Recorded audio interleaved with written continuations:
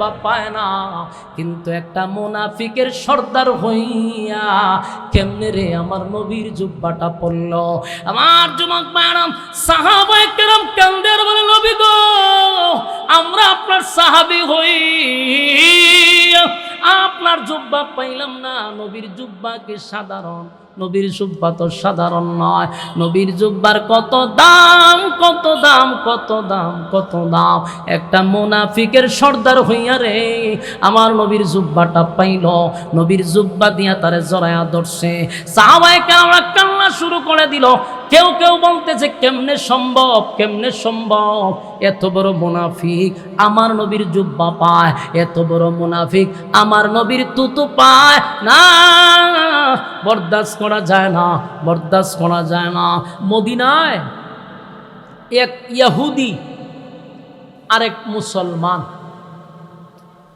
দুই ব্যক্তির মধ্যে একটা ঝগড়া হয়েছে।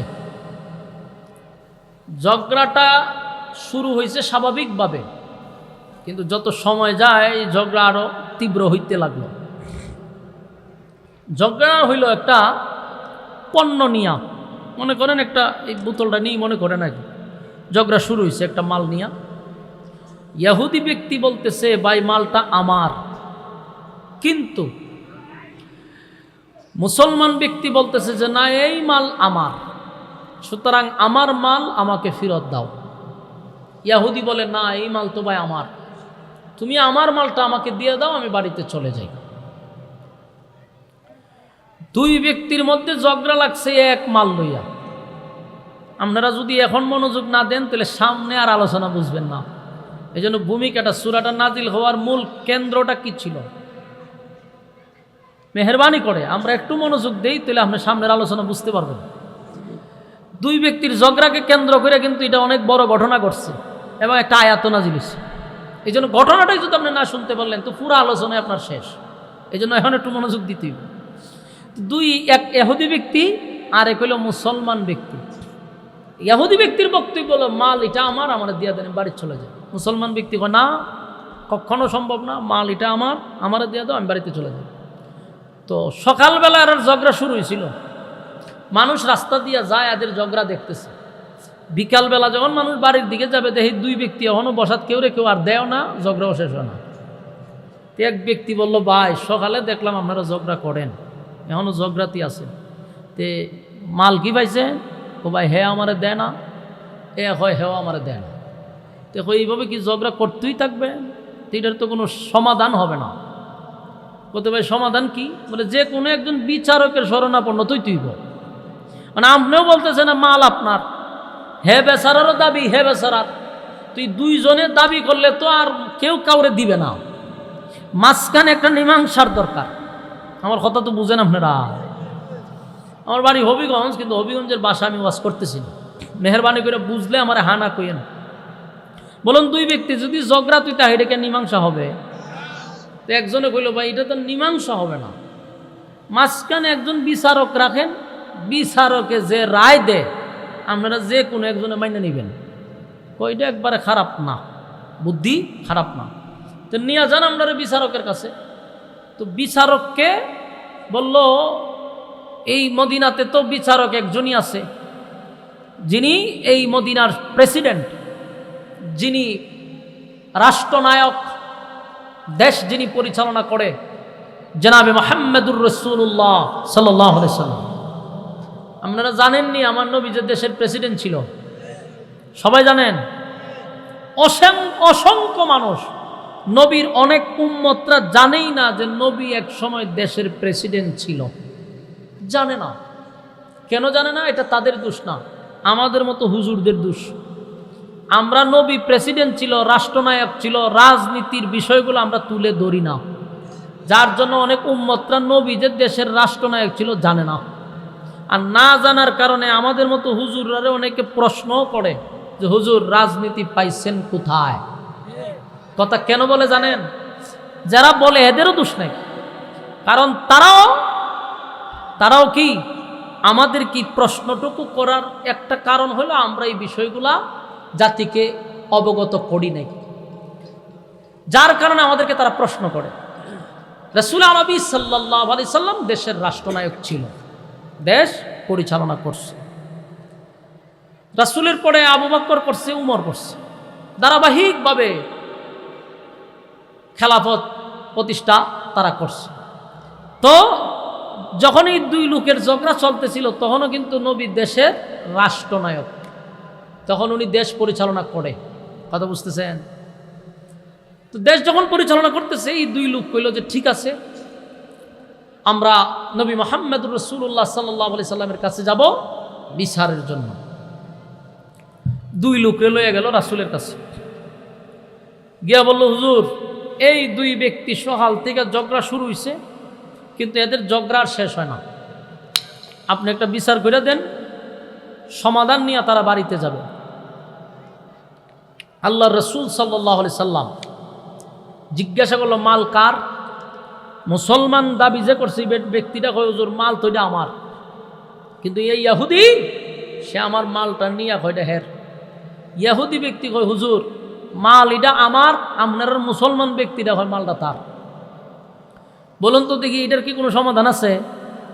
এটার তো সমাধান নাই। সমাধান একটা, যে সুষ্ঠু তদন্ত করতে হবে, তদন্ত কইরা দেখতে হবে আসলে মালটা কার। কথা কি আমার বুঝেন? এই তদন্ত আবার আমরা বাংলাদেশের তদন্ত না, আমরা বাংলাদেশের প্রশাসনটা এখন যে তদন্ত করে এই তদন্তের কথা বলতেছি না। 50 লাখ রে 50 কোটিও বানাইতে পারে আমরা বাংলাদেশের মানুষ। তো এদের সাথে এই ধরনের তদন্তের কথা আমি বলি না। আমার রাসূলের তদন্ত কি ছিল? একটা বিচার করার আগে একটা মানুষকে আপনি দোষী বানাইবেন, নির্দোষ মানুষটার আপনার বিচারের কারণে সে দোষী হয়ে যেতে পারে। অসংখ্য মানুষ, নির্দোষ মানুষ বিচারের কারণে এখনো জেলখানায় আছে, সে নিজেও জানে না তার অপরাধটা কি। জেলখানায় পচতেছে আজকে 18 বছর 19 বছর ধরে। অনেক আলেমরাও আছে, কোনো দোষ নাই, অপরাধ নাই, জেলখানায় বন্দী। আগের জালেমের শাসনের কারণে আর এখনকার জালেমের শাসনের কারণে, দুই জালেম এক জায়গাতে। তো রাসূলের তদন্ত তো এখনকার জালেমের মতো তদন্ত না। আল্লাহর রাসূল সুষ্ঠু একটা তদন্ত করছে। তদন্ত কইরা দেখে এই মাল মুসলমানের না। বলুন এই মাল কার না? এটার নাম হল ইসলাম। মুসলমান ব্যক্তিরা মনে করছে আমার নবী যেহেতু, আর আমি যেহেতু মুসলমান, বিচারও করবে আমার নবী, তো রায়টা তো আমিই পাবো। ইহুদি ব্যক্তিরা তার রায় দিবে না। এটার নাম কি? ইসলাম। ইসলাম হলো ন্যায় বিচার, প্রাপ্য আপনাকে ন্যায় বিচার পাইয়া দিবে, ইনসাফ কায়েম করবে। ইসলামের দ্বারাই ইনসাফ কায়েম হয়। আমরা সঠিক বিচার যদি পাইতে হয় তাহলে ইসলামের সিস্টেম ছাড়া বাহিরে গেলে ইসলামের এই সঠিক বিচার আপনি পাবেন না।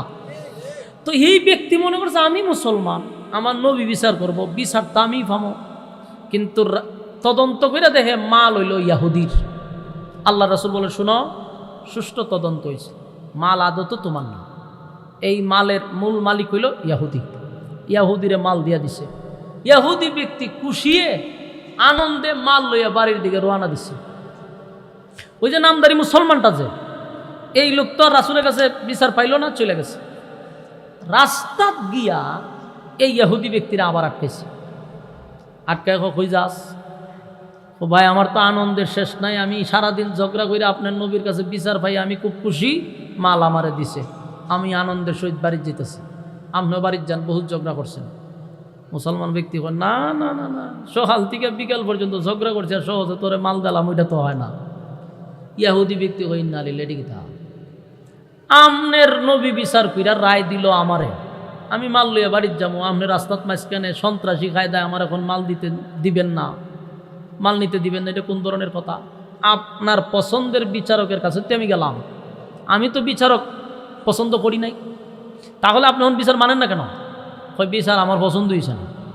আপনার এলাকার যদি নাউজুবিল্লাহ তাহে তুলে কইতে পারেন, কারণ বিচারটা করছে কে? বলুন, বিচারটা করছে কে? আল্লাহ নবীর বিচার পছন্দ হয় নাই, এই কথা যে বলছে এ কি মুসলমান হইতে পারে? ইহুদি ব্যক্তিটা কয়, আমার তো সন্দেহ লাগে ভাই তুমি মুসলমান কিনা। চিন্তা করেন, ইহুদি হইয়া বলতেছে, কারণ তোমার পছন্দের বিচারকের কাছে গেলাম, উনি তোমাদের নবী, বিচারের রায় উনি আমারে দিছে, তুমি রাস্তার মাঝখানে আমারে দাঁড় করে সন্ত্রাসী কায়দায় আমার মাল জোর করে নিতে গেছাও, খুব বিচার তোমার পছন্দ হয়েছে না, এটা তো হয় না। পড়ছে তো ইয়াহুদি ব্যক্তি মুসিবত যে এইটাতে কোন ধরনের মানুষ বিচারও হয় মানে না। পরে কইলে হন আপনি কি চান ভাই? হয় আমি বিচার তারা আবার সানি বিচারও নিব, বিচার আমার পছন্দ হয়েছে না, আমি বিচার সানি বিচার করব। ইয়াহুদি ব্যক্তির ধারণা হইল আমি একজন ইয়াহুদি হইতে পারি, কিন্তু আমার ধারণা এবং বিশ্বাস মুসলমানের বিচারটা হয় সঠিক বিচার।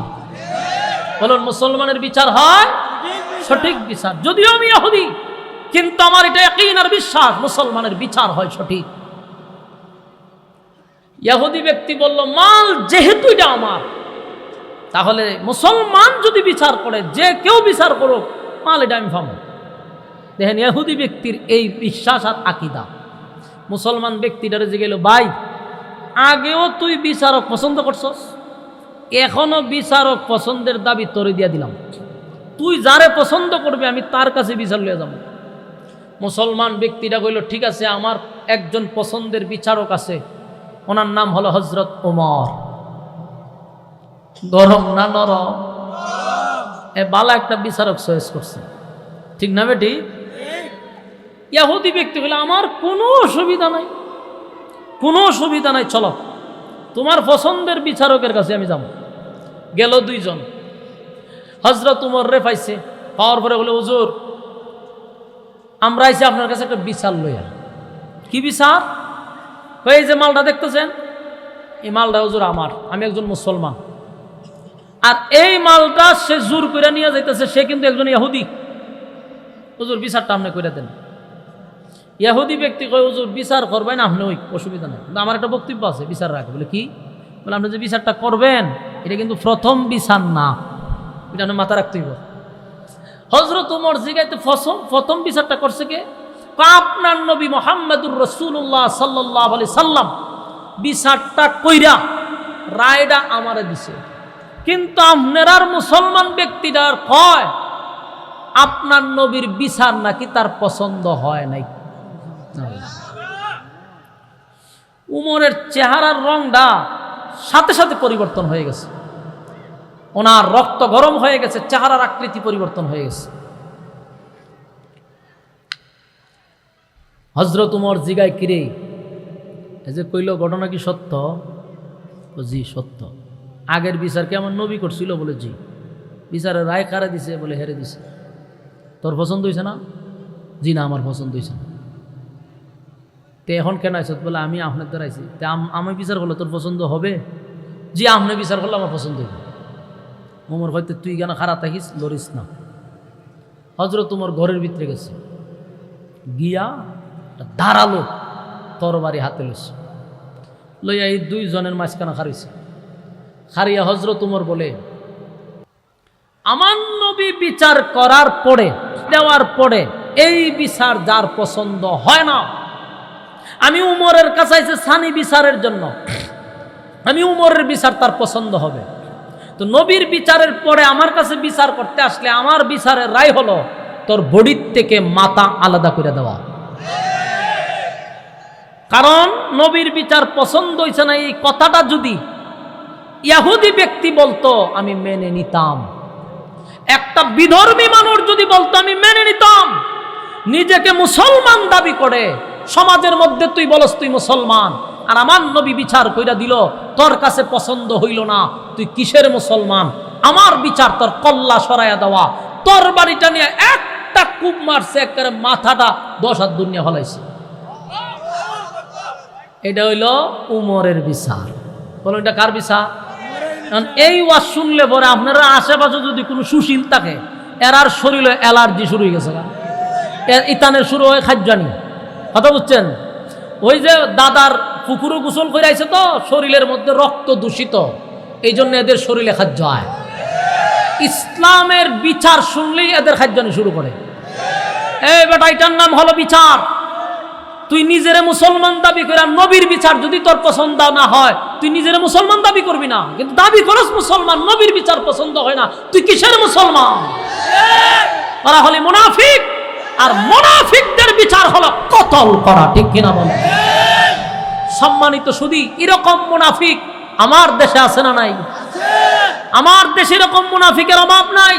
এরা হলো সুশীল, এরা নিজের নামের আগে দিয়া মোহাম্মদ লাগায়, আহম্মদ লাগায়, বুঝা যায় এটা মুসলমানের ঘরের মুসলমান, কিন্তু কোরআনের কথা বুঝে না, হুজুরদের কথা ভালো লাগে না, সুন্নাহর কথা ভালো লাগে না, নবীর বিচার ভালো লাগে না। নামের আগে তুই মোহাম্মদ লাগাইলি কেন? নামের আগে মুসলমানের নাম লাগাইলি কেন? নাম ছেড়ে দে, বুঝতাম যে বিদুর্মীরা আমার নবীর বিচার পছন্দ না করলে আমাদের কষ্ট লাগবে না। যদি কোনো অমুসলিম আমার নবীর বিচার পছন্দ না করে আমাদের কষ্ট লাগবে না। নাম তোর মুসলমানের, কেন নবীর বিচার তোর পছন্দ হবে না? সম্মানিত সুধী, হযরত উমর তার কল্লা ফালাই দিছে, ফালায়া শেষ। আচ্ছা বলুন তো দেখি, ঘটনা শেষ না? কল্লা তো ফালাই দিছে, ঘটনা তো শেষ হওয়ার কথা, কিন্তু আমার ওয়াজের ঘটনা খালি শুরু। বলুন কি শুরু না শেষ? খালি শুরু হয়েছে দরবার, দরবার কিন্তু শেষ হয়েছে না। এর তো কল্লা ফালাই দিছে উমরে, ঘটনা এখানে শেষ হইবার কথা, কিন্তু এখানে ঘটনা শেষ হয়েছে না, এটা বড় ঘটনা হয়ে গেছে।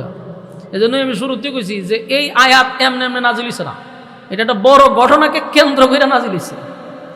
এখন উমর তো তার হত্যা করছে, হত্যা করার পরে এই খবর তো আর জাগাত রইছে না, যদিও তখন মিডিয়া ছিল না, তথ্য প্রযুক্তির যুগ ছিল না, কিন্তু মানুষের মুখ তো ছিল। এই মুখে মুখে মুখে মুখে পুরো মদিনা সইরা গেছে গা যে উমর একটা নির্দোষ মানুষকে হত্যা করছে। যারে হত্যা করছে তার আত্মীয় স্বজন, তার ভাই বারাদর, তার রক্তের মানুষ, এরা আয়সা দেখে যে তার বাইরে হত্যা করছে, হযরত উমরে হত্যা করছে। যখন এই খবর পাইছে তারা দৌড়ায় গেছে দেশের প্রেসিডেন্টের কাছে। দেশের প্রেসিডেন্টকে কথা হয় না আমার যুবক বায়ান, হাবিবে কিবরিয়া হলেন সেই মদিনার তখনকার প্রেসিডেন্ট। আল্লাহর হাবিবের কাছে ওই মানুষগুলি দৌড়ায় গিয়া বলে, হুজুর আপনার কাছে একটা বিষয় আমরা জানতে চাই। কি বিষয়? বলে ইসলামের কোথাও কি আছে, কোরআনের কোথাও কি আছে যে একজনের বিচার যদি পছন্দ না হয় তাহলে সে অন্য জায়গায় যেতে পারবে না, সানি বিচার করতে পারবে না, এরকম নিষেধ কি কোরআনে আছে? রাসূল বলেন নাই। আপনার কোনো কথা আসেনি? বলে না, একজনের বিচার পছন্দ হয়েছে না, সে আর এক জায়গায় বিচার লইয়া যাইব, এটা তার স্বাধীনতা। এখন এই লোকেরা তেইলে তো ঘটনা মারাত্মক। আমার ভাই আপনার কাছে বিচার লইয়াছে, আপনার বিচার তার পছন্দ হয়েছে না, সে আরেক জায়গায় সানি বিচার লয়ে গেছে উমরের কাছে, এটা কোনো অপরাধই না, যেহেতু কোরআনেও এই অপরাধ নাই, আপনার বক্তব্য কোনো অপরাধ নাই, তাহলে আমার বাইরে উমর কেন হত্যা করল? লাগছিনি দরবার?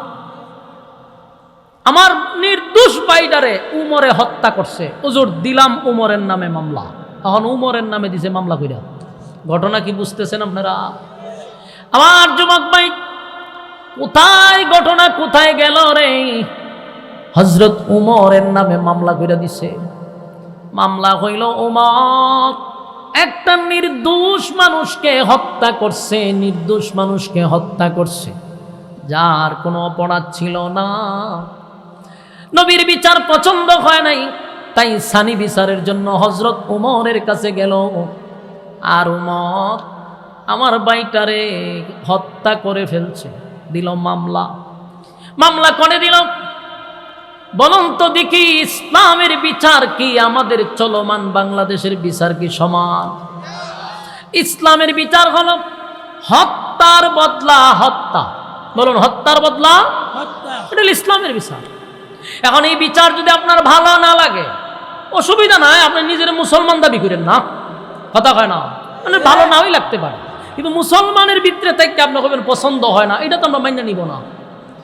এই আল্লাহ নবীর কাছে মামলা দিয়া দিছে হযরত উমরের নামে যে উমর আমার একটা নির্দোষ ভাইরে হত্যা করছে। তো ইসলামের বিচার কি? হত্যার বদলা। আমার যুবক ভাইরা, হত্যার বদলা হত্যা যখন ঘোষণা হয়ে গেল, ইসলামের বিচার হলো হত্যার বদলা হত্যা, শরিয়া আইন, হত্যার বদলা হত্যা।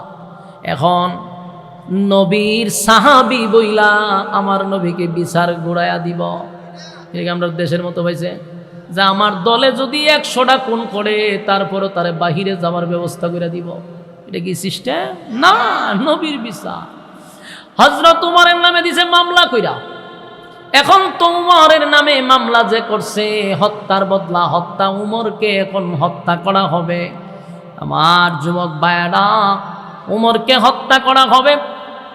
সারা মদিনায় আলোড়ন হয়ে গেছে রে, গোটা মদিনায় আলোড়ন হয়ে গেল। উমর একটা নির্দোষ মানুষকে হত্যা করছে, উমর একটা নির্দোষ মানুষকে হত্যা করছে। আমার যুবক ভাই, এটাও জানতে হবে উমর কিন্তু সাধারণ কোনো সাহাবী না, কথা হয় না। আল্লাহর নবী চিন্তায় পড়ে গেছে, আল্লাহর হাবিব নিজেই চিন্তিত, চিন্তাতে পড়ছে যে ওনারা ফাঁসি দিব না, এই জন্য এটা লেগে না।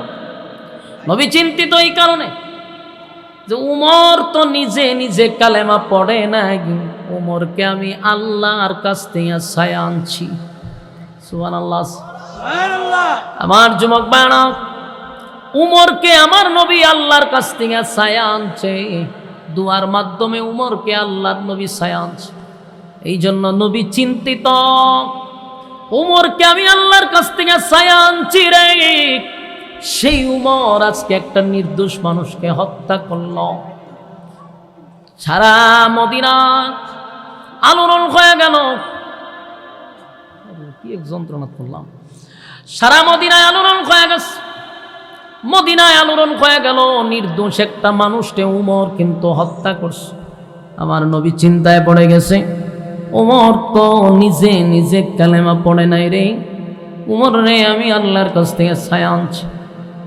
আবু বকর ওনাকে আল্লাহর কাছ থেকে ছায়া আনে নাই, কিন্তু উমর রে আল্লাহর কাছ থেকে ছায়া আনছে। আপনারা জানেন আবু জাহেল এবং হযরত উমরের জন্য পয়গম্বর দোয়া করছিল। আল্লাহ, আবু জাহেলের নামও উমর ছিল, আল্লাহ দুইটা উমরের মধ্যে একটা উমরকে আপনি আমারে দিয়া দেন। নবীর দোয়া আল্লাহ কবুল করছে খাত্তাবের ছেলে উমরকে। তাই উমর ইসলাম ধর্ম গ্রহণ করল। কিন্তু এখন দেখা যায় সবচেয়ে বড় বিপদ উমরের কাঁদছে, নির্দোষ মানুষকে হত্যা করছে। আমার যুবক ভাইরা, গোটা মদিনা আলোড়ন হয়ে গেছে। কিন্তু কিছু কিছু সাহাবীরা তারা বলা বলি করতে লাগলো, না আমাদের বিশ্বাস হয় না, উমর সাধারণ কোনো সাহাবী নয়, উমর চাইলে একটা নির্দোষ মানুষকে হত্যা করতে পারে না। অসংখ্য সাহাবীদের এটা বিশ্বাস ছিল, উমর নির্দোষ মানুষকে হত্যা করতে পারে না। কিন্তু ওই যে ইহুদির, ওই যে মুসলমানের আত্মীয় স্বজন না, চতুর্দিক দিয়ে ছড়ায়া দিছে ওমর একটা নির্দোষ মানুষকে হত্যা করছে। আসলে হযরত উমর নির্দোষ মানুষকে হত্যা করে নাই, এটা মদিনার অনেক সাহাবীরা বুঝতে পারছে। কারণ ওমর কি অন্যান্য সাহাবীর মতো কথা কই না, অর্ধ পৃথিবী উমরের আঙ্গুলের ইশারায় চলছে রে, উমর সাধারণ কোনো সাহাবী না। এটা আপনাদের আগে বুঝতে হবে উমরের ব্যাপারে। উমরকে যদি আপনারা না চিনেন তাহলে এই আলোচনাও বুঝবেন না। আসুন আগে উমররে চিনাই। উমরের এত পাওয়ার আল্লাহ দিছিল, জমিনে যদি ভূমিকম্প হইতো, উমর জমিনে বাড়ি দিলে ভূমিকম্প বন্ধ হইত। সুবহানাল্লাহ। উমর সাধারণ কোন সাহাবী নয়। যেই উমরের মেজাজ মতো প্রায় 21 জায়গায় কোরআনের আয়াত নাজিল হইছে। সুবহানাল্লাহ। 21 জায়গায় কোরআনের আয়াত নাজিল হয়ে যায়। উমরের শুধু মর্জি মেজাজ মতো, তাহলে উমর কোনো সাধারণ সাহাবী না, যার মেজাজ আল্লাহ পছন্দ করত। উমরের রাগ বেশি ছিল, এটাও আল্লাহ পছন্দ করত। উমরের মেজাজটাও আল্লাহ পছন্দ করত। উমরের মেজাজ মতো কোরআনের আয়াত নাজিল করত। যেমন মদিনার মধ্যে সবচেয়ে বড় একটা মুনাফিক ছিল, নাম হইল আব্দুল্লাহ ইবনে উবাই ইবনে সুলুল। এই মুনাফিক লম্বা দাড়ি ছিল, টুপি ছিল, পাগড়ি ছিল, সব ছিল, দেখলে বোঝা যাইত বহুত বড় একজন বুজুর্গ আল্লাহওয়ালা। কিন্তু মুনাফিকের লিস্টে ওনার নামটা ছিল সর্বপ্রথম। কথা কি বুঝতে চায়? নবীর পিছনে নামাজ পড়তো রে, বেশি ভক্তি দেখাইতো। এত ভক্তি দেখায় যে বহুত বড় সাহাবীদের চেয়েও তার বুজুর্গিগিরি বেশি দেখাইতো। কিন্তু মুনাফিকের লিস্টির মধ্যে সর্বপ্রথম আব্দুল্লাহ ইবনে উবাই ইবনে সুলুলের নাম। এই মুনাফিক নবীর অনেক কষ্ট দিছে রে। একদিন মুনাফিক আব্দুল্লাহ ইবনে উবাই ইবনে সুলুল যখন দুনিয়া থেকে বিদায় হয়ে গেছে, আমার নবী জানতো সে মুনাফিকের সর্দার ছিল। কারণ জিবরাইল নবীর কাছে লিস্টি পাঠাইছে, হুজুর আপনার পিছনে যে নামাজ পড়ে গো, লম্বা দাড়ি লম্বা টুপি, হুজুর তার এত ভক্তি দেখে আপনি বুঝবেন সে অত বড় বুজুর্গ না। দেখেন মুনাফিকের লিস্টে তার নাম সবার আগে। আমাদের মধ্যে ওইরকম লোক আছে, দেখতে বুজুর্গ দেখা যায় কিন্তু হুদ্দা শয়তানি করে। এই তো সব যুগে ছিল, নবীর যুগেও ছিল, সাহাবীদের যুগে ছিল, যুগে যুগে এরকম কিছু অতিভক্তি গুলা থাকে। আল্লাহ নবীর কাছে লিস্টে আছে, হুজুর দেখেন এর নাম কিন্তু সবার আগে। নবী আল্লাহর পয়গম্বর তো জানছে বুঝছে হে যে শয়তানের একেবারে সবার উপরে, এবং লিস্টে তার নাম যে নবী জানছে কিন্তু প্রকাশ করছে না। তার হে শয়তানি হরতে হরতে নিজেই ধরা খাইব। আল্লাহ নবীটার প্রকাশ করে নাই, কিন্তু নবী জানতো হে যে শয়তান। নবীর বিরোধিতা করতো, সামনাইলে হুজুর আল্লাহ নবীর সামনাইলে একেবারে বোঝা যায় আল্লাহর ওলি বই থাকতো, কিন্তু পিছনে গিয়ে শয়তানি করতো। এই লোক একদিন মারা গেছে। তো মারা গেছে পরে উনার এই লোকের একটা ছেলে আছিল, নাম আছিল আব্দুল্লাহ।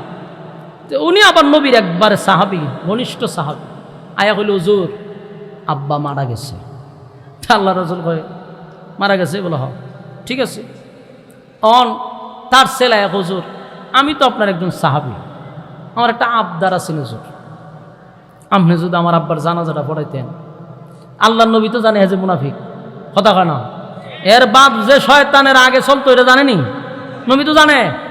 তার ছেলে আমার আব্বার জানাজাটা পড়ায়, নবী কোনো সাউন্ড করতেছে না, কারণ আল্লাহ নবী তো জানতো হে যে মুনাফিক। এখন আব্দুল্লাহ শুরু করছে কান্নাকাটি নবীর সামনে বসে, চোখ দিয়ে পানি ছেড়ে দিছে। হুজুর আমি তো আপনার একজন সাহাবী, আপনার জন্য জীবন দিতে আমি প্রস্তুত। নবী গো আমি জানি কেন আপনি চুপ হয়ে আছেন, কারণ আমার বাবা যে মুনাফিক ছিল গো নবী, এটা আপনি যেমন জানেন আমিও জানি। তার মানে সন্তানেও জানে বাপের শয়তানি। হুজুর আমার বাবা মুনাফিকের সর্দার ছিল আমি জানি, কিন্তু আমার তো বাবা, আমার তো মায়া লাগে, আমার তো কষ্ট লাগে। আপনি নবীর জানাজার বরকতে যদি আমার আব্বারে আমার আল্লাহ মাফ কইরা দেয়, এই আশায় শুধু আপনার কাছে আসছি গো, দেন না আমার আব্বার জানাজাটা পড়াইয়া। আল্লাহ নবীর তো দয়া মায়ার অভাব নাই, রহমতের নবী, মায়ার নবী। এত দুশ্মনী করলো রে, এত দুশ্মনী করলো, ইসলামের তো শত্রুতামি করলো, ইসলামের 12টা বাজাইলো। কিন্তু যখন আব্দুল্লাহ বলছে হুজুর আপনার জানাজার মাধ্যমে যদি আমার আব্বাকে আমার আল্লাহ মাফ করে দেয়, এই জন্য আপনার কাছে আসছি। নবী জবান দিয়া বইলা ফলাইছে, ঠিক আছে আমি তোমার আব্বার জানাজা পড়াবো। যেই মাত্র বলছে জানাজা পড়াবো, আব্দুল্লাহ একটা সেকেন্ড নবীর কাছে হারাইছে না, উঠে দৌড় মারছে। দৌড় মারছে কেন জানেননি? সাহাবী তো সালাক, যদি কেন বসে থাকি আর জিবরাইল যদি না ফিরে দেয়। এই জন্য আব্দুল্লাহ একটা দৌড় মাইরা মদিনার গলিতে গলিতে চলে গেছে, গিয়া সবার কাছে বলা বলি করতে লাগলো, তোমরা জানো নি আমার আব্বার জানাজা আমার নবী পড়াবে। কি চালু সাহাবী, কারণ জানে যদি আমি নবীর কাছে বসে থাকি আল্লাহ জানাজা বন্ধ করে দিব, আর আমি যদি সবাইরে কইয়ালাই এটা আরেকটা বিষয়। গোটা মদিনায় অলিতে গলিতে দৌড়াদৌড়ি করে আর কয় আমার আব্বার জানাজা আমার নবী পড়াবে। সাহাবীরা শুনে আর মাথা তাত দিয়া কয় সর্বনাশ করে লাইছে, এত বড় মুনাফিকের জানাজা কি আমার নবী পড়াবে? সব সাহাবীরা শোনার সাথে সাথে আশ্চর্য হয়ে গেছে, এত বড় মুনাফিকের জানাজা আমার নবী কেমনে পড়াবে? শুনতে শুনতে হযরত ওমর পর্যন্ত চলে গেছে। ওমর যেই মাত্র শুনছে যে নবী আব্দুল্লাহ ইবনে উবাই ইবনে সুলুলের জানাজা পড়াবে, হযরত উমর আর সহ্য করতে পারে না, কারণ উমরও জানতো সে শয়তানের সবচেয়ে বড় লিডার, মুনাফিকের লিডার। তাই উমর এটা বরদাস্ত করতে পারছে না। একটা দৌড় মাইরা জানাজার মাঠে চলে গেল রে। গিয়া দেখে নবী জানাজার মাঠে উপস্থিত। যেই মাত্র মানুষ শুনছেন নবী জানাজা পড়াবে, যারা আসার কথা না তারাও জানাজায় আসছে। হাজার হাজার মানুষের সমাগম হয়ে গেছে। অন্যদিকে মুনাফিকদের কানেও চলে গেছে যে আমাদের লিডারের জানাজা আব্দুল্লাহর পুত্র মুহাম্মদ পড়াবে। ওই যে আব্দুল্লাহ ইবনে উবাই যে মরছে, তার ছাত্র আছে, হাজার হাজার মুনাফিক তার ছাত্র। এই মুনাফিকদের কানেও চলে গেল আমাদের নেতার জানাজা আব্দুল্লাহর পুত্র মুহাম্মদ পড়াবে। তাই 1000 মুনাফিক সেদিন জানাজা দেখার জন্য মাঠে গেছে। বলুন, পড়ার জন্য না দেখার জন্য? কথাটা ইয়াদ রাখবেন। জানাজা দেখার জন্য গেছে। আর সাহাবীরা যেহেতু শুনছে নবী জানাজা পড়াবে, তাই সাহাবীরা ঘর থেকে বাহির হইয়া জানাজার মাঠে গেছে। আর সাহাবীরা বলা বলি করতে লাগলো, কেমনে রে আমার নবী এত বড় একটা মুনাফিকের জানাজা পড়ানোর জন্য মাঠে আসছে, এটা কেমনে সম্ভব? কিভাবে সম্ভব? কিভাবে সম্ভব? আমার যুবক ভাইয়েরা, কিন্তু কোন সাহাবীরা দাঁড়াইয়া নবীর সামনে কথা বলার সাহস নাই রে। কে নবীরে গিয়া বলবে, নবী গো এই মুনাফিকের জানাজা আপনি পড়ায়েন না? কে বলবে? কে বলবে? হযরত ওমর সবার থেকে একটু সাহস বেশি, তাই হযরত ওমর নবীর কাছে যায়, কিন্তু গিয়া আবার আটকে যায়। নবীরে তো অর্ডার করা যায় না, নবীরে তো আদেশ করা যায় না। আমি উমর যদি বলি হুজুর আপনি জানাজা পড়েন না, তাহলে এটা আমার নবীর প্রতি আদেশ হয়ে যায়। আমি উমর তো নবীরে আদেশ করতে পারি না। হযরত উমর পাগল পাগল হয়ে গেল। এখন আমি নবীরে কেমনে থামাবো যে নবী গো আপনি জানাজা পড়ায়েন না? কেমনে বলি, কেমনে নবীর কাছে গিয়া দাঁড়ায়? তাই উমর দূরে দাঁড়াইয়া একটা আয়াত পড়তে লাগলো, ইস্তাগফির লাহুম আও লা তাস্তাগফির লাহুম ইন তাস্তাগফির লাহুম 70 মাররাতান ফালান ইয়াগফিরাল্লাহু লাহুম যালিকা বিআন্নাহুম কাফারু বিল্লাহি ওয়া রাসূলিহি ওয়াল্লাহু লা ইয়াহদিল কওমাল ফাসিকিন। হযরত ওমর এই আয়াতটা বারবার বারবার জোরে জোরে জোরে জোরে জোরে জোরে পড়তেছিল, যেন নবীর কান পর্যন্ত এই আয়াতের আওয়াজটা পৌঁছে যায়। আল্লাহর নবীর কান পর্যন্ত গিয়া পৌঁছে গেছে রে। আল্লাহর নবী ডাক দিয়া বলে, উমর তুমি আমারে কি বুঝাইতে চাও? কেন বারবার এই আয়াত পড়তেছ?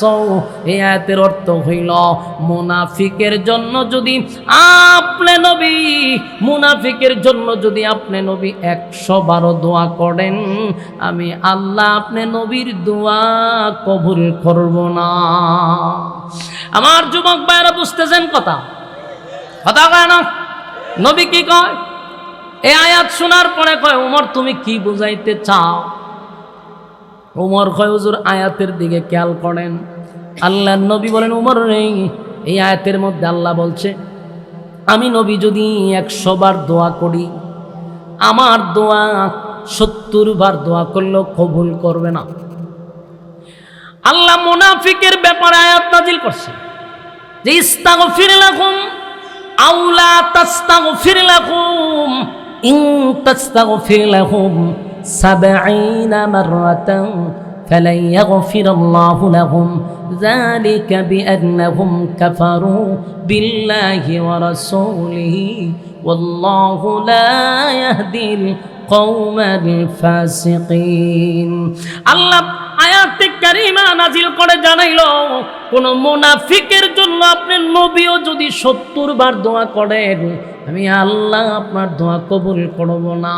হযরত ওমর এই আয়াতটা শোনায়া দেওয়ার মানে হলো আল্লাহ আপনারা বললেন 70 বার দোয়া করলেও কবুল হবে না, কিন্তু আপনার বন্ধু কেমনে গো সবচেয়ে বড় মুনাফিকের জানাজায় সবার সামনে জানাজা পড়াইতে আসছে, আমি ওমর বরদাস্ত করতে পারি না, আল্লাহ জানাজাটা বন্ধ করায়া দেন, জানাজা বন্ধ করে দেন। ওমর বারবার আসমানের দিকে তাকায় আর আয়াতটা বারবার নবীর কানের দিকে পৌঁছায়া দেয়। আল্লাহর নবী বলেন ওমর এই আয়াতের মধ্যে রব্বি কারীম বলছেন 70 বার দোয়া করলেও দোয়া কবুল হবে না, হবে না, হবে না। কিন্তু ওমর রে আমার আল্লাহ এত মায়া এত দয়া কেন দিল? আমার মনটা চায় আমার উম্মতের জন্য আল্লাহ যদি 70 বার নিষেধ দেয় রে, আমার মনটা চায় আমি 100 বার দোয়া করলে যদি আমার আল্লাহ কবুল করে। চিৎকার দিয়া করুন সুবহানাল্লাহ। আরসালনাকা ইল্লা রাহমাতাল লিল আলামিন। আমার নবীরে আল্লাহ রহমত স্বরূপ পাঠাইলো, নবীর রহমত বানায়া পাঠাইছে। নবীর তো মায়া দয়ার কোনো কমতি নাই, তাই আল্লাহ বলছে 70 বার দোয়া করলেও দোয়া কবুল হবে না। কিন্তু আল্লাহর নবী তার জন্য জানাজা পড়াইতে আসছে। এবার ওমর বলে হুজুর আমার মালিক বলছে 70 বার দোয়া করলেও দোয়া কবুল হবে না, আপনি বুঝি জানাজা পড়াইতে আসছেন? কিন্তু আমার নবী ডাক দেয়া কই ওমর রে এই আয়াতে কিন্তু দোয়ার কথা কইছে, জানাজা পড়াইব না এমন আয়াত তো আল্লাহ নাজিল করে নাই। কথা কি বুঝতেছেন? হযরত ওমর চিন্তায় পড়ে গেছে, কথা তো সত্য, আমার আল্লাহ তো দোয়ার কথা নিষেধ করছে রে, কিন্তু জানাজা পড়াবে না এমন আয়াত তো আমার আল্লাহ নাজিল করে নাই। ওমর চোখ দিয়া পানি ছাড়ছে, বারবার আসমানের দিকে তাকায়া কয় মালিক মদিনার সবচেয়ে বড় মুনাফিক, সবচেয়ে বড় মুনাফিক আমার নবীর বিরোধিতা করছে, আমার নবীরে হত্যা করার চেষ্টা করছে। এই মুনাফিকের জন্য বহু সাহাবীরা শাহাদাত বরণ করছে। আল্লাহ এত বড় মুনাফিকের জানাজা বুঝি আমার নবী পড়াবে? আল্লাহ জানাজার ব্যাপারে আপনি কোনো আয়াত নাজিল করেন নাই, আমার নবীরে তো এখন জানাজার থেকেও বাদ দেওয়া যাবে না। ওমর আসমানের দিকে বারবার তাকাচ্ছিল আর আল্লাহর নবী জানাজা পড়ানোর জন্য উপস্থিত হয়ে গেছে। অন্যদিকে আমার নবী সাহাবায়ে কেরামরা চতুর্দিক দিকে আনাগোনা, কিন্তু সব সাহাবীদের মনে কষ্ট ছিল, আমার নবীর বিরোধিতা কইরা আবার আমার নবীর জানাজা পায়, এটা কেমনে রে? আল্লাহর নবী যখন সবাই যখন একটা চিন্তায় ছিল, কিন্তু নবী এমন এক ঘটনা ঘটাইল সাহাবীরা আরো আশ্চর্য, আরো আশ্চর্য। আল্লাহর নবী লাশের সামনে দাঁড়াইয়া, নবীজি লাশের সামনে দাঁড়াইয়া নবীর মুখ থেকে একটু থুতু নিয়া আব্দুল্লাহ ইবনে উবাই ইবনে সুলুলের মুখে লাগায়া দিছে। এই দৃশ্য দেখে সাহাবায়ে কেরাম আশ্চর্য হয়ে গেছে, আমার নবীর মুখের থুতুর কত দাম! আব্দুল্লাহ ইবনে উবাই ইবনে সুলুলের মুখে লাগাইলো। শুধু এখানেই শেষ নয়, এখানেই শেষ নয়, নবীর শরীরের একটা জুব্বা ছিল, জুব্বাটা নবী খুলছে, জুব্বাটা কুইলা আব্দুল্লাহ ইবনে উবাই ইবনে সুলুল মুনাফিকের সর্দার রে নবীর জুব্বাটা কুইলা আব্দুল্লাহ ইবনে উবাই ইবনে সুলুলে পড়ায়া দিছে। এই দৃশ্য দেখার পরে সাহাবায়ে কেরামরা গইরাইয়া কান্না শুরু করে দিছে, সবাই কান্নার রোল ফালায়া দিছে, কারণ সাহাবী হইয়া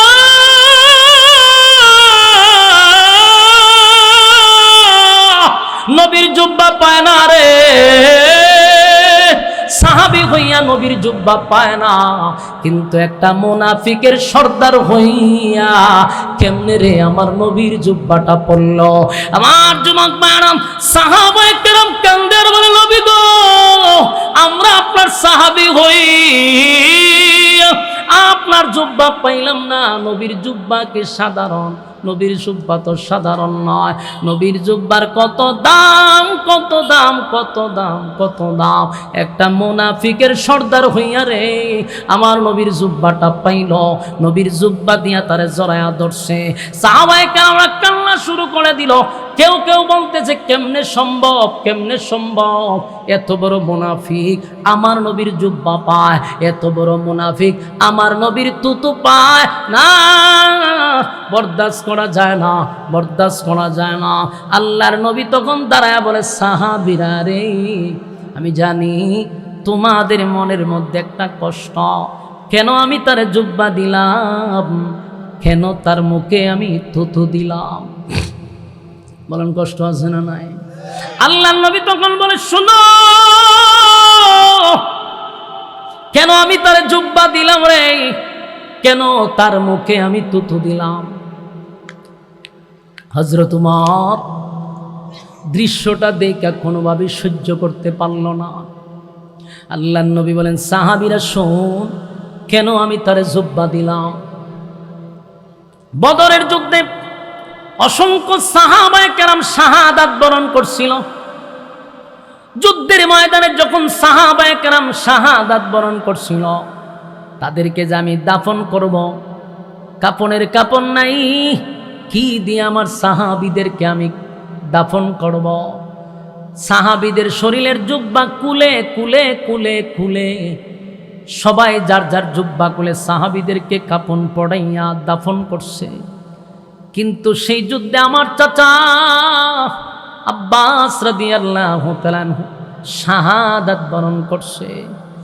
সেই সাহাবী যখন শাহাদাত বরণ করল, আমার চাচা একটু মোটা স্বাস্থ্যবান, যার তার কাপড় আমার চাচার শরীরে লাগে না। অন্যান্য সাহাবীরা জুব্বা দিছে কিন্তু শরীরে লাগে না। এই আব্দুল্লাহ ইবনে উবাই ইবনে সুলুল, যিনি মুনাফিকের সর্দার, সেদিন নবীর পাশে সে দাঁড়ায়া ছিল। শরমে হোক লজ্জায় হোক সে নিজের জুব্বাটা খুলছে, কারণ সেও লম্বা, সেও মোটা। তার শরীরের জুব্বাটা খুলে আমার চাচারে কাফন স্বরূপ পড়ায়া দিছিল। আমি নবী সেদিন থেকে তার কাছে ঋণী ছিলাম। আজকে আমি নবীর জুব্বাটা দিয়া আমি নবীর ঋণ থেকে মুক্ত হয়ে গেলাম। চিৎকার দিয়া কোন সুবহান। আমার যুবক ভাইরা, নবীর কত মায়া,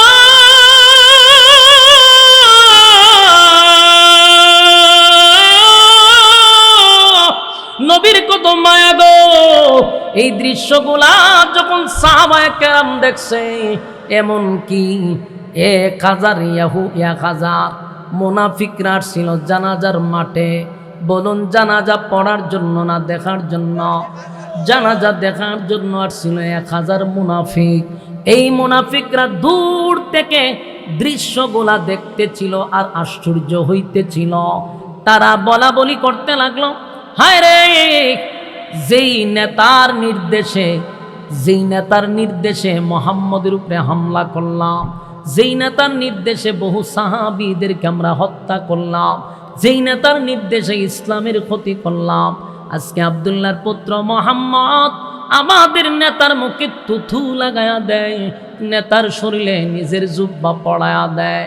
এমন মানুষের বিরোধিতা বুঝি আমরা করলাম, এমন দুশ্মনের কথা বুঝি আমরা শুই না, এত ভালো মানুষের বিরোধিতা আমরা করলাম। উনি সত্যিকারের আল্লাহর পয়গম্বর, এতে কোনো সন্দেহ নাই। আমরা অনর্থক ওনার বিরোধিতা করলাম, ওনার বিরুদ্ধে আমরা ষড়যন্ত্র করলাম। আজকে তাকায়া দেখ, আমার নেতার জুব্বা পড়ায়া দেয়, আমার নেতারে তুতু লাগায়া দেয় রে। না, আজকের থেকে আমরা বুঝতে পারলাম উনি আল্লাহর পয়গম্বর, সন্দেহ নাই। 1000 মুনাফিক নবীর এই চরিত্র আর আখলাক দেখা একজুটে 1000 বেঈমান নবীর সামনে গিয়া দাঁড়ায় হয়, হুজুর অন্যায় করছি, অপরাধ করছি। নবীজি, এই যে আব্দুল্লাহ ইবনে উবাই ইবনে সুলুলের শরীরে আপনি জুব্বা পড়ায়া দিলেন, তু লাগায়া দিলেন, সে একটা বড় মুনাফিক ছিল গো হুজুর। তার ওয়ার্ডারে আমরা ইসলামের ক্ষতি করছি গো নবী, আর তার ওয়ার্ডারে বহু সাহাবীরা শাহাদাত বরণ করছে। ওগো নবীজি, অন্যায় করছি, অপরাধ করছি, তাই আজকে ক্ষমা চাইতে আসছি। আপনি আল্লাহর পয়গম্বর, এতে কোনো সন্দেহ নাই। 1000 বেঈমান আমরা আপনার সামনে দাঁড়াইছি, এখন এই কালেমা পড়ায়া দেন, লা ইলাহা ইল্লাল্লাহু মুহাম্মাদুর রাসূলুল্লাহ সাল্লাল্লাহু আলাইহি ওয়াসাল্লাম। আমার যুবক ভাইরা বিরক্ত হইতেছেন, শেষ করে দিতাম। আমার যুবক ভাইরা এবার খেয়াল করেন, আমি শুধু উমরে চিনাইতে আসছি, উমরে একটু চিনাই, তারপরে ঘটনা শুনবেন। হযরত উমরের কত পাওয়ার, উমরের কত দাম আল্লাহর কাছে, একটু মনোযোগ দিয়ে শুনেন। আল্লাহর নবী জানাজার নামাজে দাঁড়ায়া গেলেন। উমরের এখন মনে মনে প্রশ্ন হলো, নবী যদি এর আগে না জানে সে মুনাফিক ছিল, হয়তো বা এই কারণে নবী জানাজা পড়াবে, কিন্তু এখন তো 1000 মুনাফিক দাঁড়ায়া বলছে সে মুনাফিকের সর্দার ছিল। কেমনে রে আমার নবী এখন জানাজা পড়াবে, কেমনে জানাজা পড়াবে? উমর মেনে নিতে পারলো না।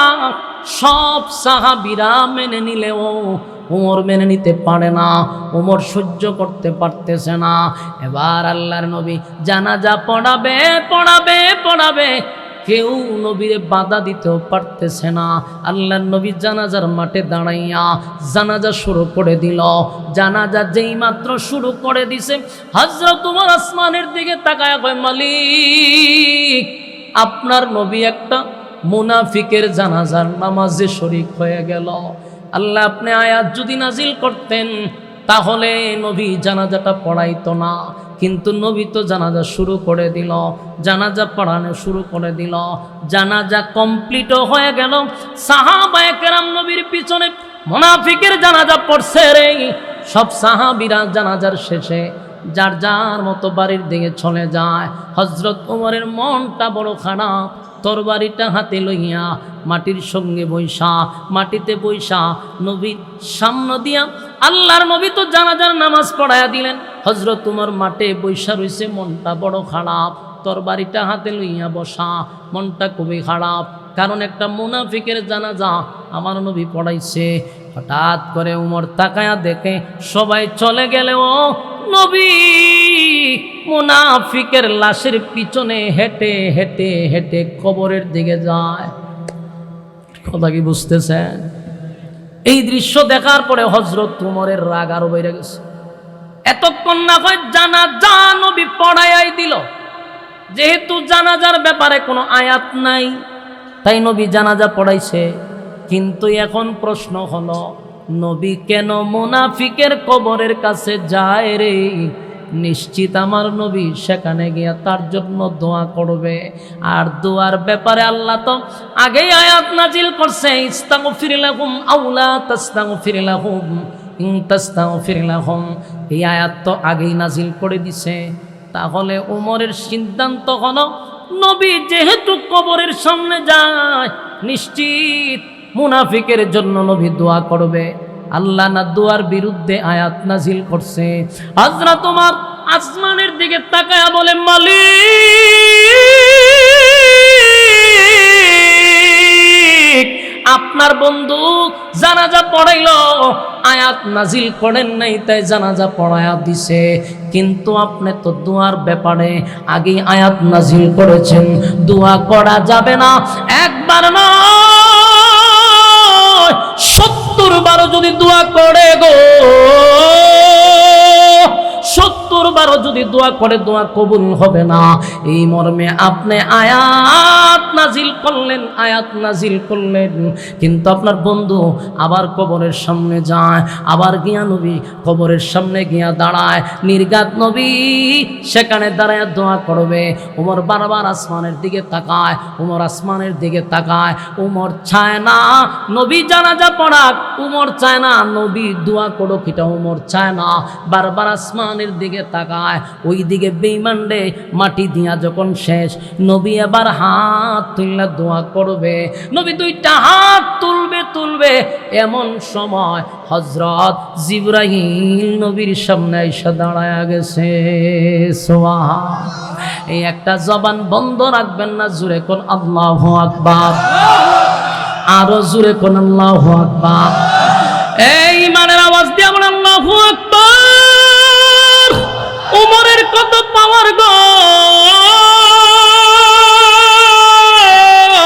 উমরের কত পাওয়ার, উমরের কত পাওয়ার। যেই মাত্র নবী দোয়া করবে, জিবরাইল আয়া দাঁড়ায়া কয়, হুজুর সাবধান, দোয়া করবেন না, আপনার উমরের সিদ্ধান্তটা আল্লাহর কাছে পছন্দ। চিৎকার দিয়া করুন সুবহান। আমার যুবক ভাইরা, উমর সাধারণ কোন সাহাবী নয় গো, উমর সাধারণ কোন সাহাবী নয়, উমর সাধারণ কোন সাহাবী নয়। আল্লাহ যার মেজাজ করে এত পছন্দ করে, মেজাজ মতো আল্লাহ আয়াত নাজিল করে। আল্লাহ উমরের মেজাজটা বড় পছন্দ করে রে, তাই উমর চাইছিল জানাজা না হয়, উমর চায় না মুনাফিকের দোয়া হোক। আল্লাহ সাথে সাথে জিবরাইল পাঠায় কয়, হুজুর আপনার উমরের মেজাজটা আল্লাহর কাছে পছন্দ। উমরের চাইছে, আল্লাহ সাথে সাথে আয়াত নাজিল করে দিছে।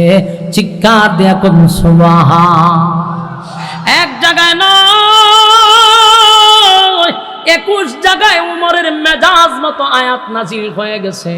আল্লাহ ডাক দিয়া ফেরেশতা পাঠায়া জিবরাইল কয়, হুজুর দোয়া করবেন না, হাত নামান। হুজুর আপনার উমরের সিদ্ধান্তটা আল্লাহর কাছে চূড়ান্ত সিদ্ধান্ত। সুবহানাল্লাহ।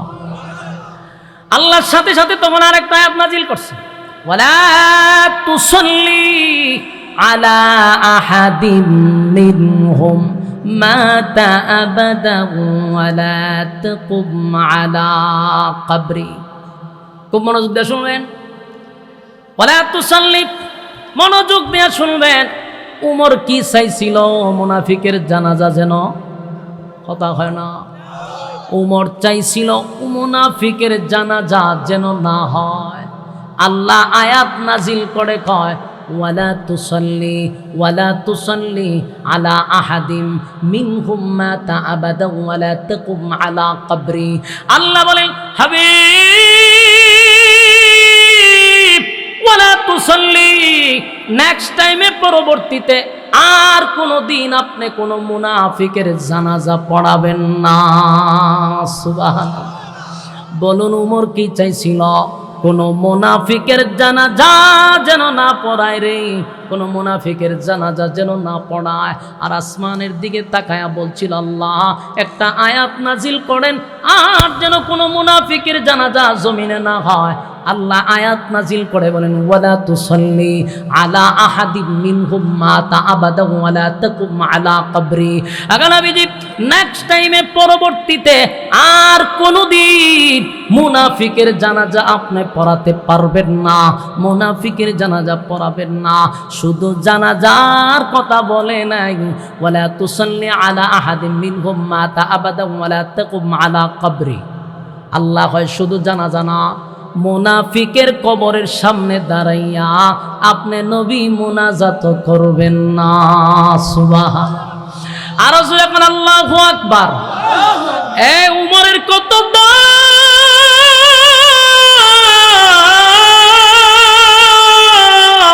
উমরের কত দাম গো।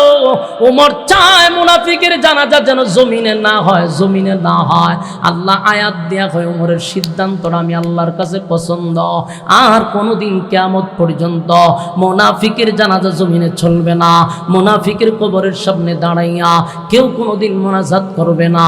আমি আপনাদের নরসিংদী এই এলাকার মানুষের কাছে প্রশ্ন রাখতে চাই, ১৫০০ বছর আগে এই আয়াত নাজিল হইছে। ১৫০০ বছর আগে আব্দুল্লাহ ইবনে উবাই ইবনে সুলুলকে কেন্দ্র করে আয়াত নাজিল হইছে।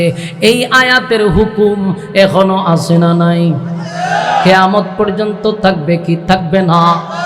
কিয়ামত পর্যন্ত যদি এই আয়াতের হুকুম থাকে, এখনো যদি সেই আয়াতের হুকুম থাকে, তাহলে প্রতিজ্ঞা করেন বাংলাদেশে কোনোদিন মুনাফিকের জানাজায় অংশগ্রহণ করবেন না। ঠিক তুই আসতে কইবেন না জোরে কইবেন? বাংলাদেশের টেকনাফ থেকে তেতুলিয়া যে কোনো জায়গায় হোক, কোন নাস্তিক, কোন মুরতাদ, কোন মুনাফিক ইসলামের বিরুদ্ধে কথা বলছে, আলেমদের বিরুদ্ধে কথা বলছে, আল্লাহর আইনের বিরুদ্ধে কথা বলছে, এমন কোন নাস্তিক যদি মারা যায় বাংলাদেশে তাদের জানাজা পড়তে যাবেন না। কোন ইমাম অথবা খতিব যদি জানাজা পড়ায়, কসম খোদার সেই খতিবের পিছনে নামাজ হবে না, হবে না, হবে না। কারণ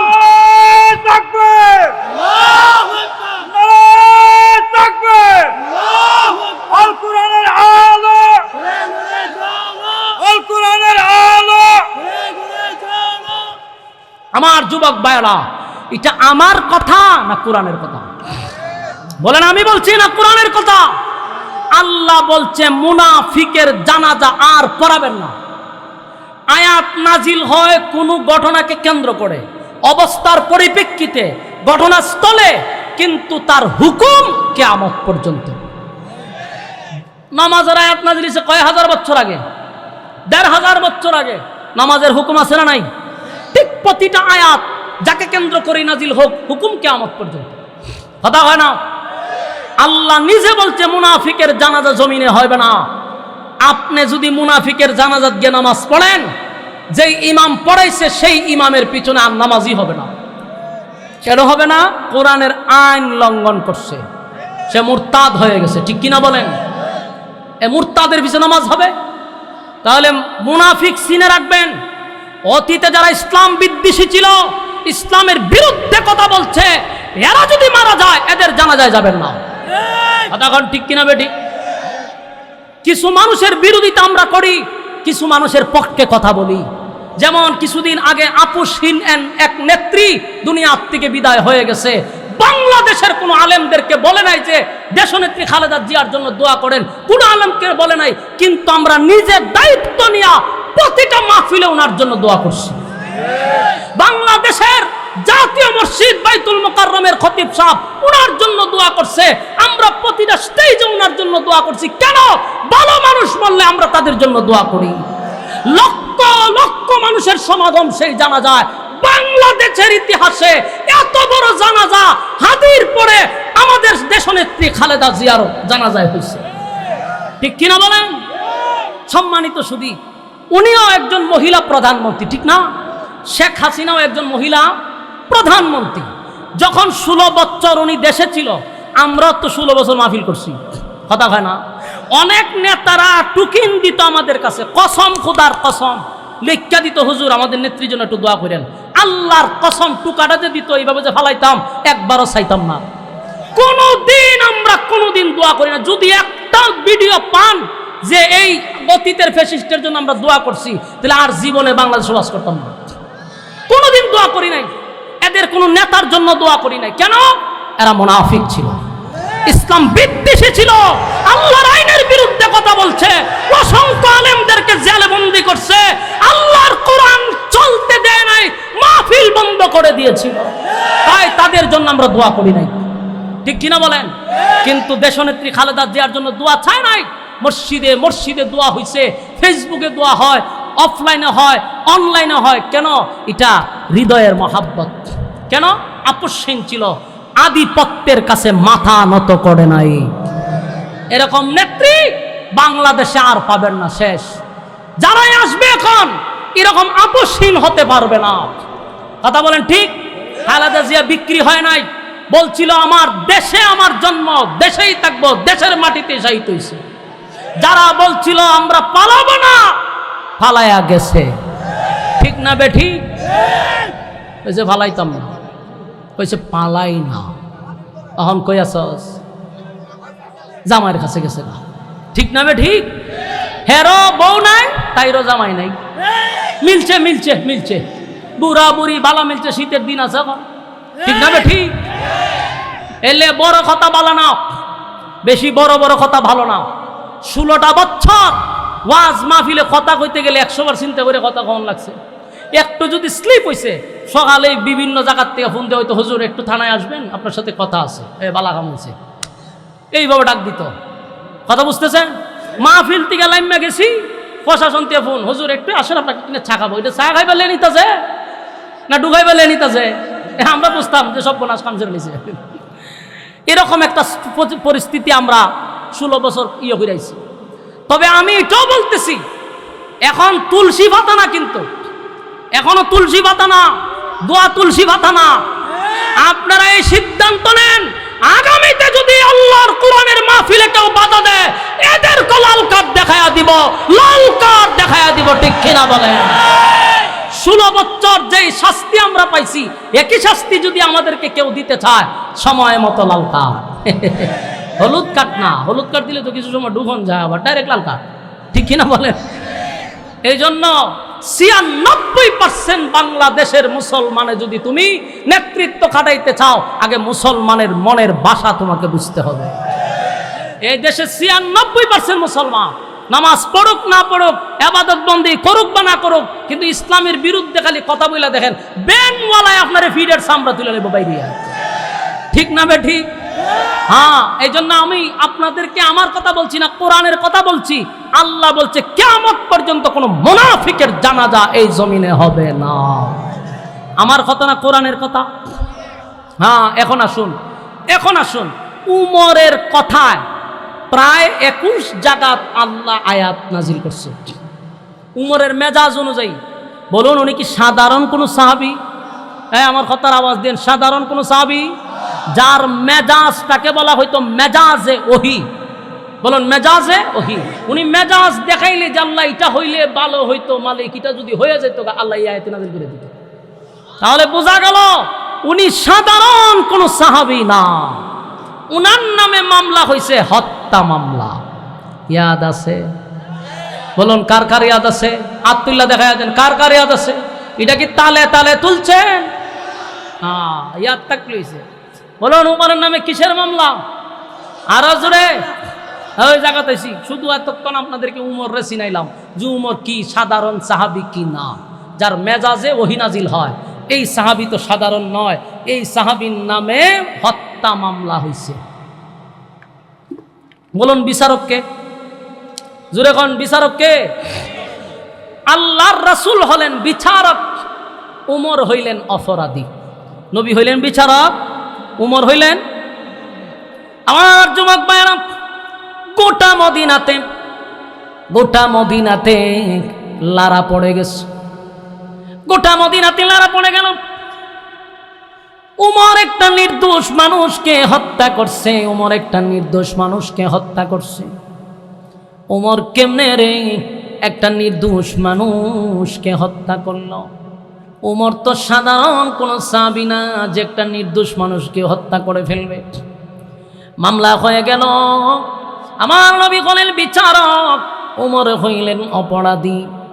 নবী হইলেন বিচারক, উমর হইল অপরাধী।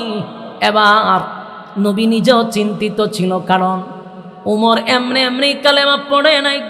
আমার নবী 2টা হাত তুলে আল্লাহর কাছে দোয়া করছে, মালিক আপনি আমারে উমর 2টা উমরের মধ্যে একটা উমর দিয়া দেন। আল্লাহর নবীর দোয়া কবুল করছে উমর বিন খাত্তাব।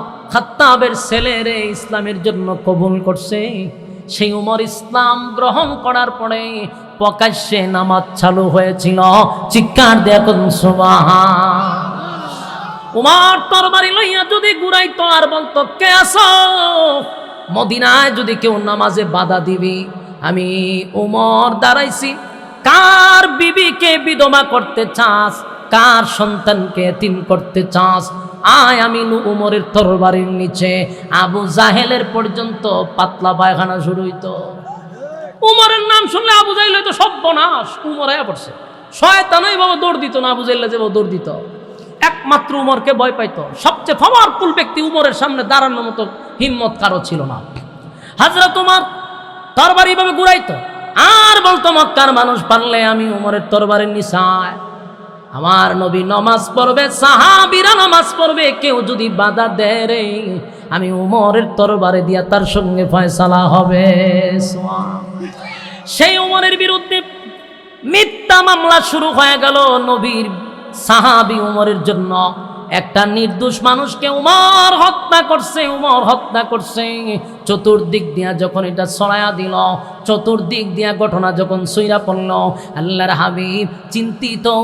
এবার উমরকে কাঠগড়ায় দাঁড় করাইছে। এটা তো বাংলাদেশের বিচার নয় রে, আমার নবীর বিচার। সুবহানাল্লাহ।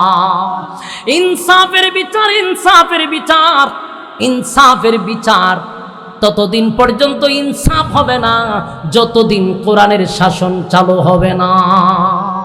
এদেশের মানুষ যদি বিচার পেতে চায়, ইসলামের ছায়ার তলে আপনাকে আসতেই হবে।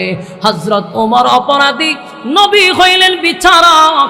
আল্লাহর নবী এখন রায় দিলেই ওমরের মৃত্যুদণ্ড। কারণ হত্যার বদলা হত্যা, হত্যার বদলা হত্যা, এটা ইসলামের বিচার। ওমর হইল অপরাধী, নবী হইল বিচারক। যেই মাত্র নবী বিচারকের খাতায় দাঁড় করাইয়া সমস্ত তদন্তে প্রমাণিত হইছে উমর একটা নির্দোষ মানুষকে হত্যা করছে, উমর একটা নির্দোষ মানুষকে হত্যা করছে। তাই আমার নবী এখন রায় দিবে, উমরকেও মৃত্যুদণ্ড দেওয়া হবে। যেই মাত্র রায়টা দিবে, এমনি নবী তাকায়া দেখে নবীর সামনে জিবরাইল দাঁড়ায় আছে। চিৎকার দিয়া কোন সুবহান। জিবরাইল দাঁড়ায় বলে, হুজুর আপনি হইলেন বিচারক, আপনার উমর হইল অপরাধী। আপনি বিচারক, ওমর অপরাধী। একটা মামলা লড়তে গেলে মাঝখানে একজন উকিলের দরকার আছে না? কথা হয় না? নবী তো বিচারক, ওমর তো আসামি, তাহলে মাঝখানে একজন উকিল লাগেনি? একজন উকিলের দরকার। তাই জিবরাইল কয়, হুজুর আজকের মামলা স্বয়ং যিনি উকিল তিনি হলেন স্বয়ং আল্লাহ। এই একটা জবান বন্ধ রাখবেন না, চিৎকার দিয়া কর আল্লাহু আকবার। আমার যুবক ভাইরা, নবী বিচারক, উমর হইল অপরাধী। আল্লাহ নিজেই সেই মামলার উকিল। আল্লাহ কয়, বন্ধু আমি সেই মামলাটা লড়ব। আল্লাহর সাথে সাথে তখন আমার তেলাওয়াতকৃত আয়াত সূরা নিসার কয় নম্বর আয়াত? মাশাআল্লাহ, আমরা দোয়া করি। এই উত্তরটাতে দিয়েছেন, কলজা ঠান্ডা হয়ে গেছে।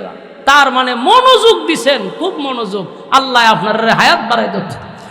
সূরা নিসার 65 নম্বর আয়াত, যে আয়াত আমি আপনাদের সামনে তেলাওয়াত করছিলাম, এই সূরা নিসার 65 নম্বর আয়াত একটা ঘটনারে কেন্দ্র করে নাজিল হয়েছিল। আপনাদেরকে বলছিলাম, এই যে ঘটনা শুরু হইল, উমর হইল অপরাধী আর নবী হইল বিচারক। আল্লাহ এখন হয়ে গেছে এই মামলার উকিল। আল্লাহ আয়াত নাজিল করে বলেন, ফালা রাব্বিকা লা ইউমিনুনা হাত্তা يحكموك فيما شجر بينهم ثم لا يجدوا في أنفسهم حرجا مما قضيت ويسلموا تسليما। আল্লাহ রাব্বুল আলামিন বলেন, ফালা ওয়া রাব্বিকা, আপনার রবের কসম। আল্লাহ কসম করে বলেন, বন্ধু আপনার রবের কসম করে বলি, উমর কোন নির্দোষ মানুষকে হত্যা করে নাই। উমর যারে হত্যা করছে সে ছিল একটা মুনাফিক। আল্লাহু আকবার আসেনি? আরো জোরে। গোটা মদিনার মানুষ জানে রে, গোটা মদিনায় আলোড়ন হয়ে গেল, উমর একটা নির্দোষ মানুষকে হত্যা করছে।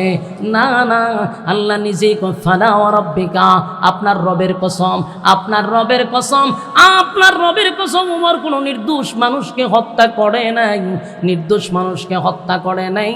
উমর যারে হত্যা করছে সে ছিল একটা মুনাফিক।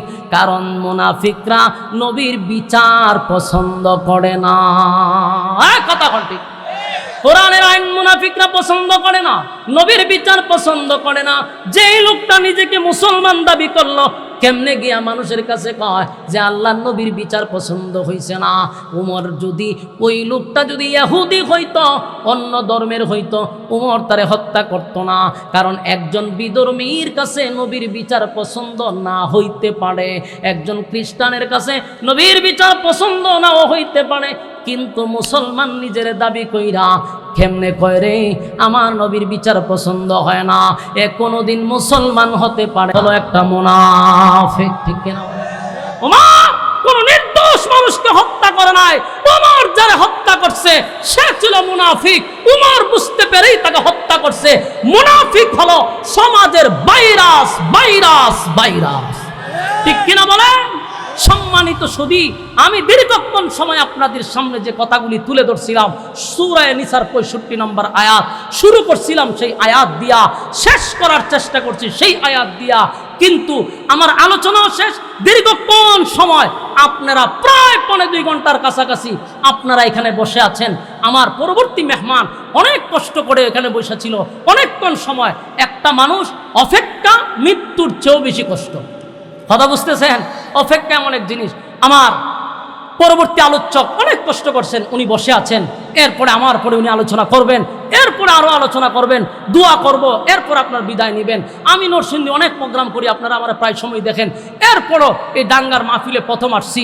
এরপরও এত গভীর রাত্রে যে আপনারা ধৈর্যের সাথে প্রচণ্ড ঠান্ডার মধ্যে মৌমাছির মতো বসে আছেন, যারা বসছিলেন একজন লোক উঠেন নাই, আমি এটা দিকে কুকুর শুয়েছি, বিশৃঙ্খলা করেন নাই। আল্লাহ আপনাদের দুনিয়া আখেরাতের ইজ্জত সম্মান বাড়ায়া দেখ, সকলে বলে আমিন। আমার জন্য আপনারা দোয়া করবেন। আমার একটা মাদ্রাসা আছে, দোয়া করবেন আল্লাহ তাআলা যেন মাদ্রাসার সমস্ত জরুরত গায়বী খাজানার থেকে পুরা করে দেয়। আসসালামু আলাইকুম ওয়া রাহমাতুল্লাহি ওয়া বারাকাতুহু।